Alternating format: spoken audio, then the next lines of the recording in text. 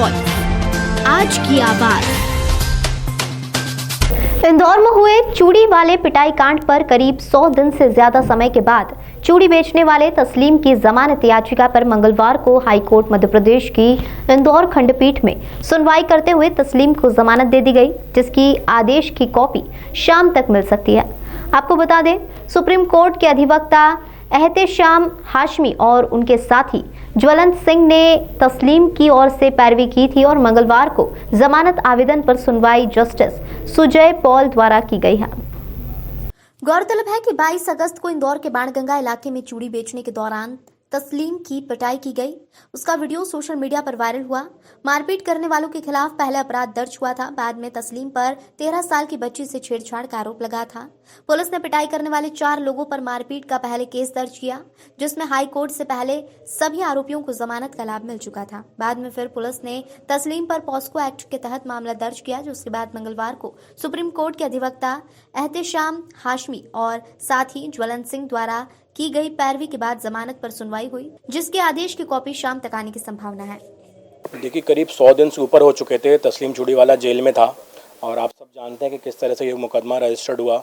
और आप ये भी जानते हैं कि हिंदुस्तान का जो कानून है वो संविधान से चलता है। और आज ये इस ऑर्डर से तस्लीम चूड़ीवाले को जो बेल मिली है ऑनरेबल इंदौर हाई कोर्ट से, इस ऑर्डर ने एक बार फिर से साबित कर दिया है कि देश में संविधान सर्वोपरि है, कानून से ऊपर कोई भी नहीं है। और जो भी कानून से ऊपर जाएगा, हमारा हिंदुस्तान का कानून उन्हें सज़ा देने में और जो बेगुनाह जेल में है उन्हें छोड़ने में पूरी तरह से ताकतवर है। आज का ऑर्डर अभी आने वाला है। मुझे लगता है कि शायद 1 आध घंटे में ऑर्डर की कॉपी आ जाएगी, तो आप लोगों के साथ शेयर किया जाएगा। और ये हमारी नहीं, संविधान की जीत है। और हमारी पूरी लॉयर्स की टीम, हमारे बड़े भाई शेख अलीम भाई, अंसारी जी, दीपक, ज्वलंत, ये पूरी टीम को क्रेडिट जाता है कि हम लोगों ने इतने दिन मेहनत करी। हफ्ते में 2 बार 3 बार डेट लगती थी और दिल्ली से यहाँ पे आना, केस को हैंडल करना बहुत मुश्किल था। लेकिन ये है कि जब अंत इतना अच्छा है तो फिर अब वो थकान सारी हमारी मिट चुकी है। और आप लोगों के माध्यम से मैं सारे देशवासियों को ये बताना चाहता हूँ कि लॉयर्स जो रहते हैं वो संविधान के दायरे में रह के ही काम करते हैं।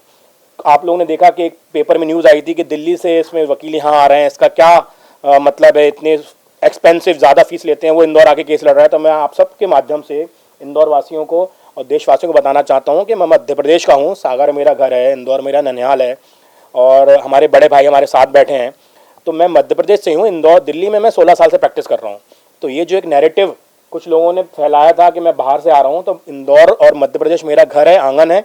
और जब चूड़ीवाला का केस हुआ था उस टाइम रक्षाबंधन था, तो हमारी जो हिंदू बहन है वो मेरी कलाई पर राखी बांधती हैं और मैं हमेशा दिल्ली से हर साल राखी बंधवाने आता हूँ।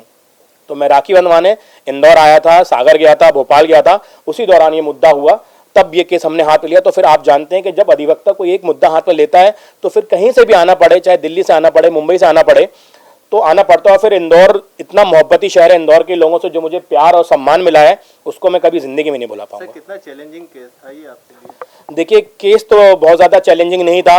आप जानते हैं कि कुछ ऐसी एलिगेशन नहीं थी, लेकिन यहाँ पे जो सरकार है उसका रवैया थोड़ा सा टफ था इस केस के प्रति। अब वो रवैया टफ क्यों था ये आप हम सबसे बेहतर जानते हैं, क्योंकि मैं तो दिल्ली रहता हूँ ज़्यादातर, लेकिन यहाँ के जो राजनीतिक समीकरण है वो आप लोग ज़्यादा बेहतर जानते हैं। सर, जमानत को लेकर क्या तर्क वितर्क हो गए थे?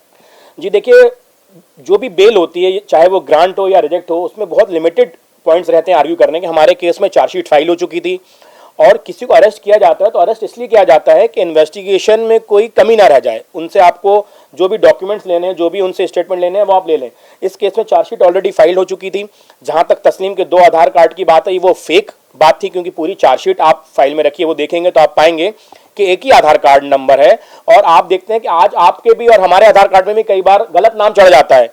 राजू का संजू लिख देते हैं, मेरा नाम एहतेशाम हाशमी, मेरा नाम राधेश्याम लिख देते हैं।